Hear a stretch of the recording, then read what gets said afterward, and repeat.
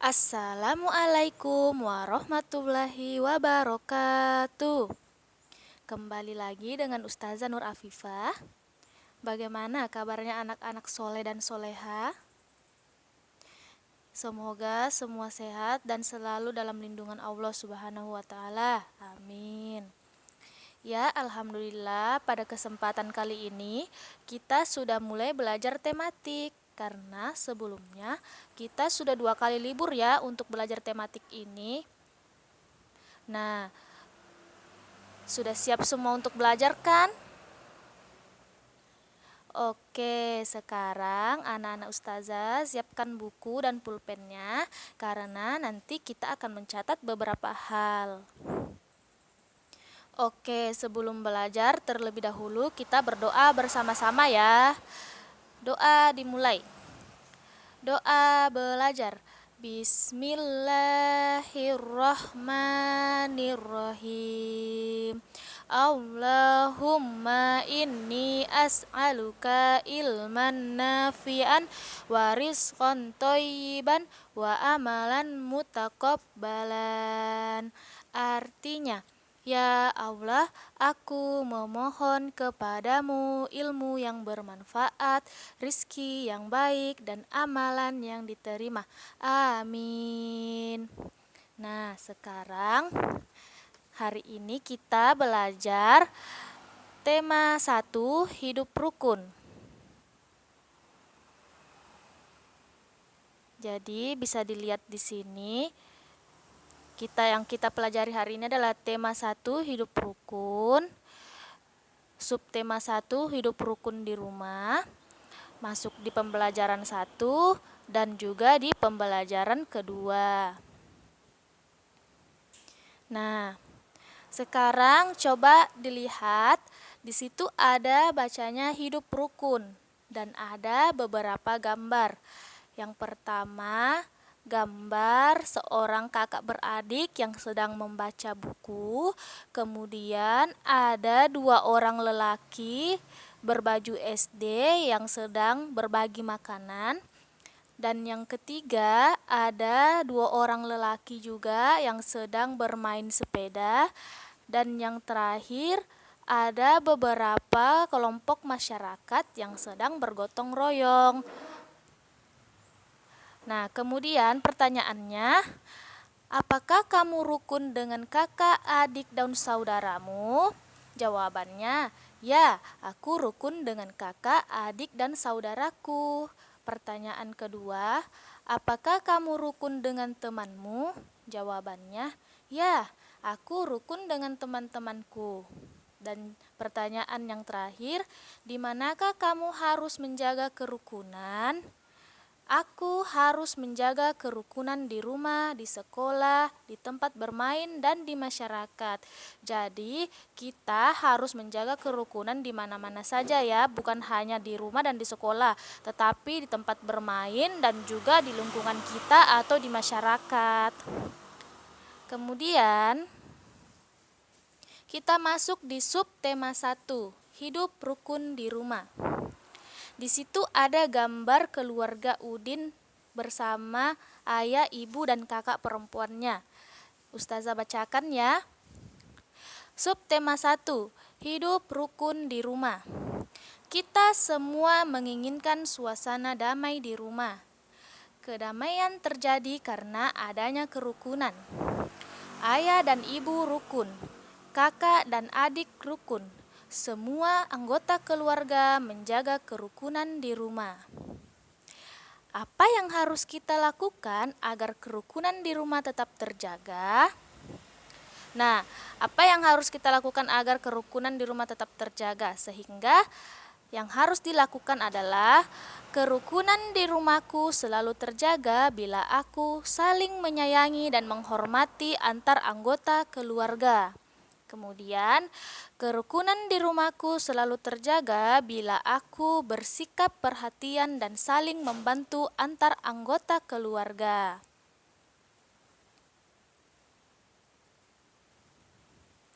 Selanjutnya, pembelajaran 1. Udin mempunyai kakak perempuan bernama Mutiara. Udin dan Mutiara selalu menjaga kerukunan di rumah. Ayo anak-anak ustazah kita mengamati. Jadi ada teks cerita untuk kita amati bersama. Ustazah bacakan ya. Ayo mengamati. Simaklah teks cerita berikut ini. Ayah dan ibu menyayangi Mutiara dan Udin. Suatu hari, ayah membawakan buah tangan untuk Mutiara dan Udin. Mutiara mendapatkan buku cerita, Udin mendapatkan mainan.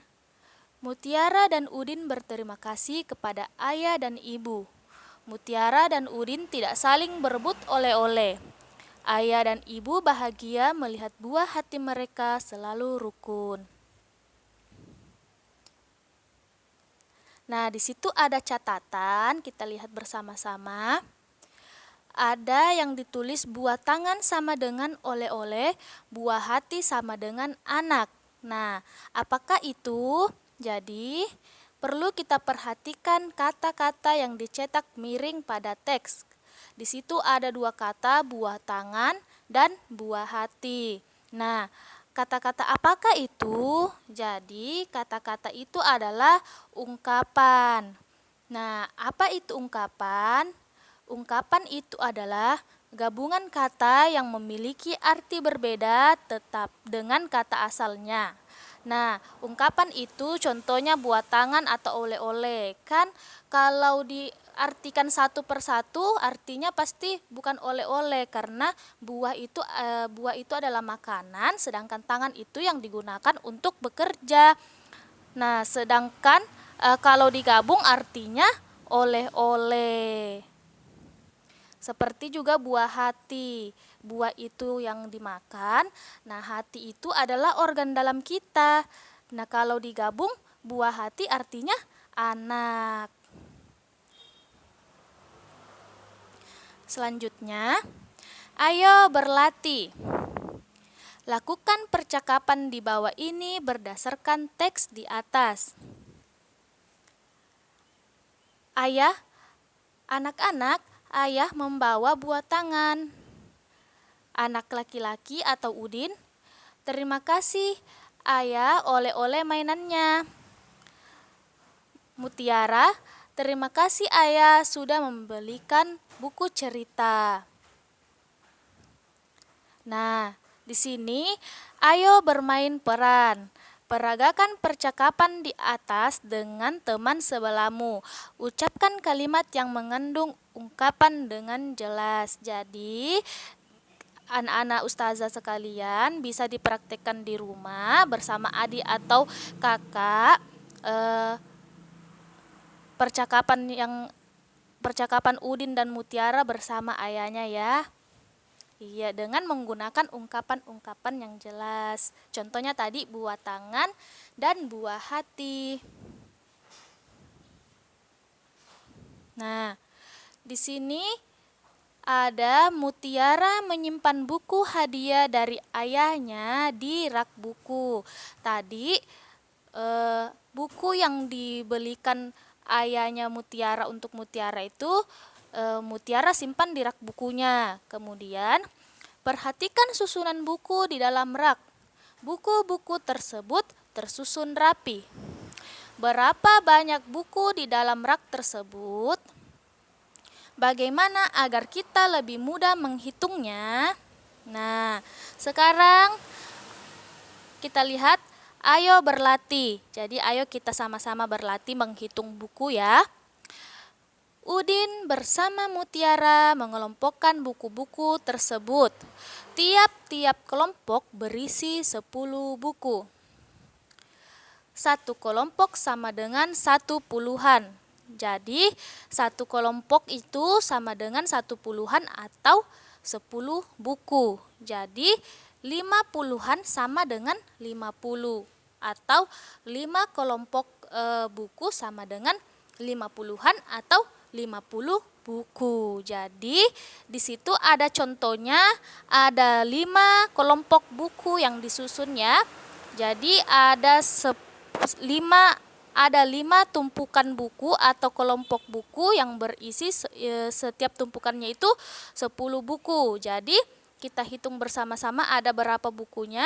Ada 1, 2, 3, 4, 5. Ada 5 kelompok buku. Jadi 5 kelompok buku sama dengan 50-an atau 50 buku.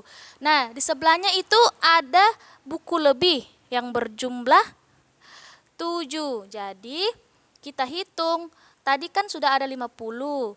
Nah, 50 ditambah 7 sama dengan berapa? Iya, sama dengan 57. Jadi, jumlah buku di dalam rak mutiara adalah 57. Selanjutnya,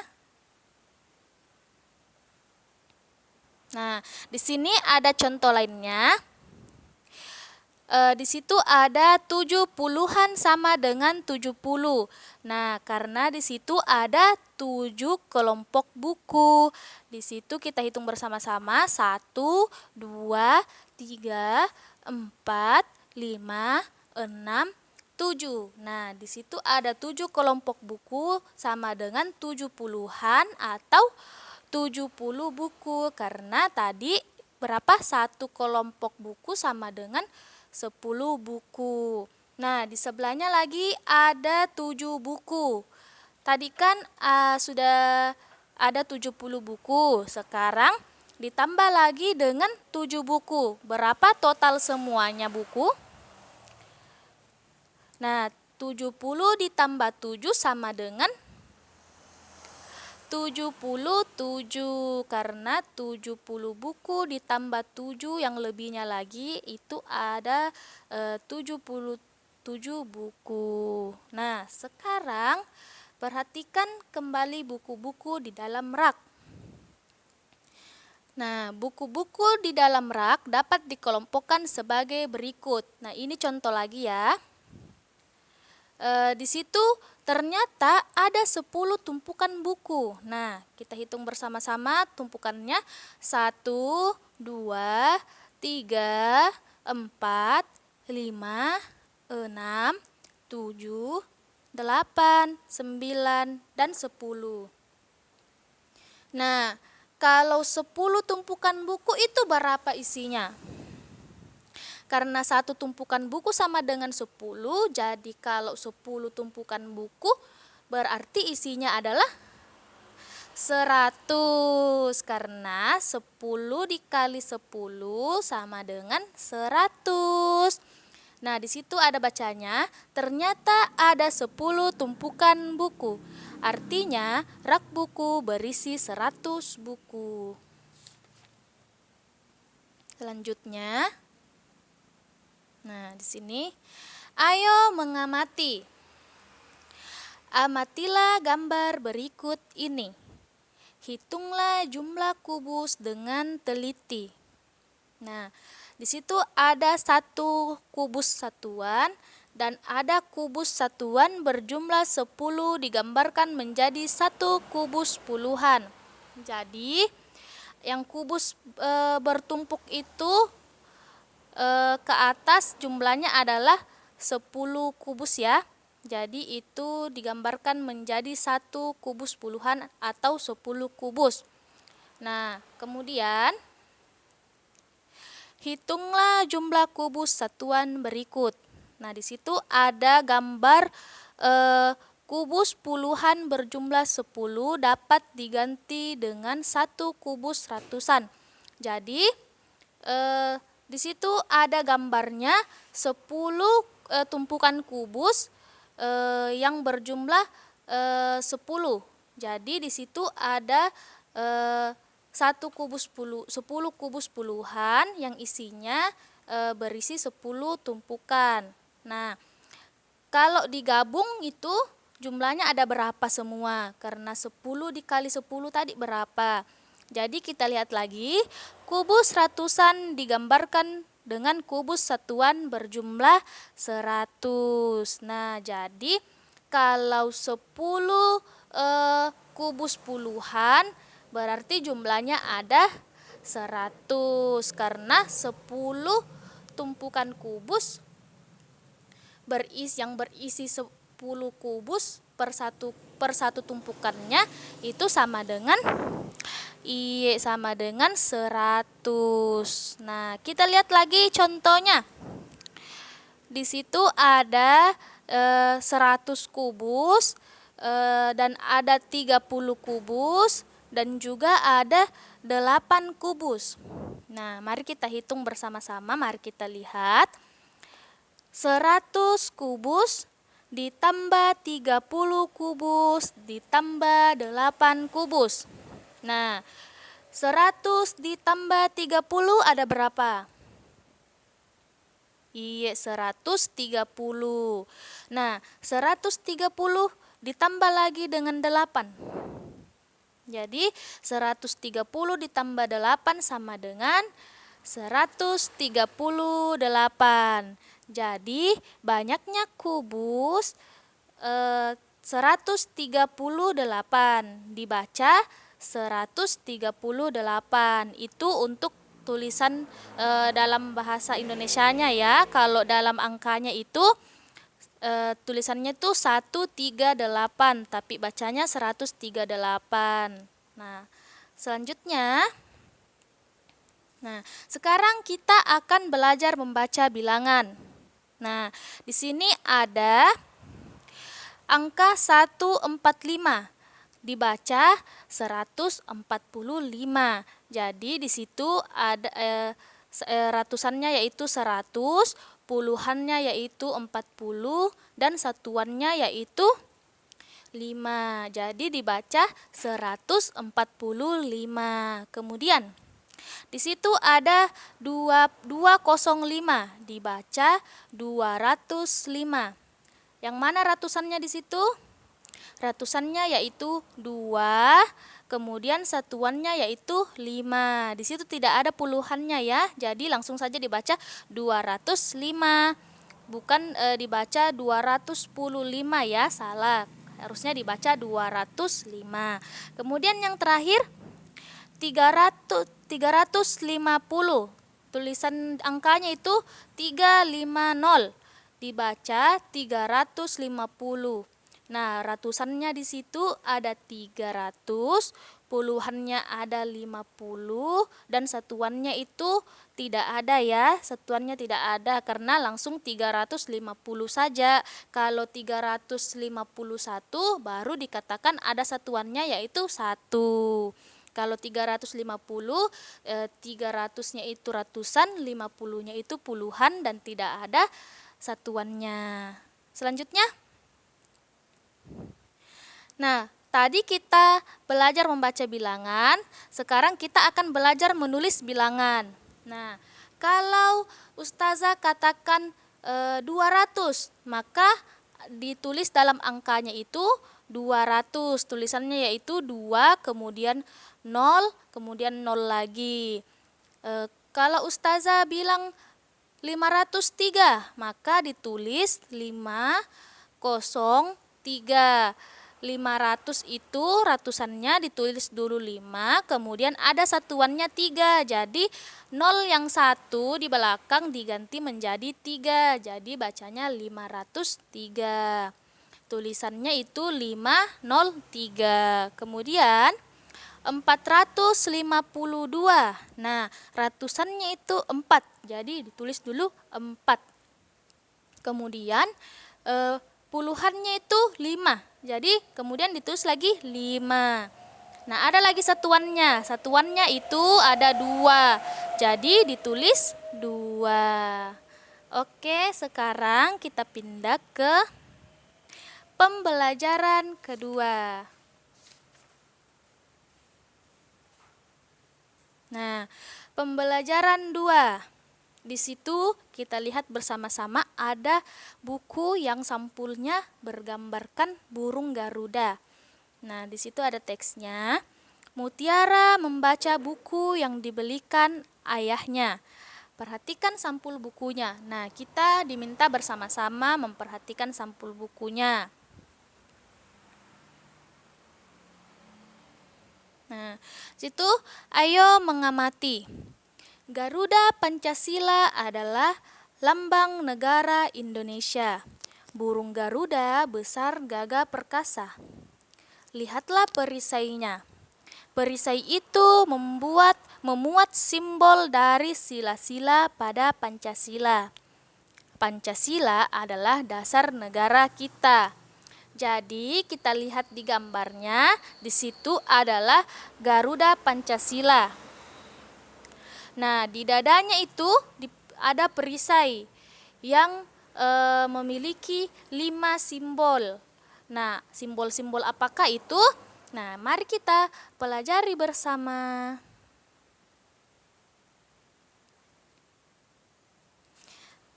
Terlebih dahulu kita sama-sama membaca Pancasila ya.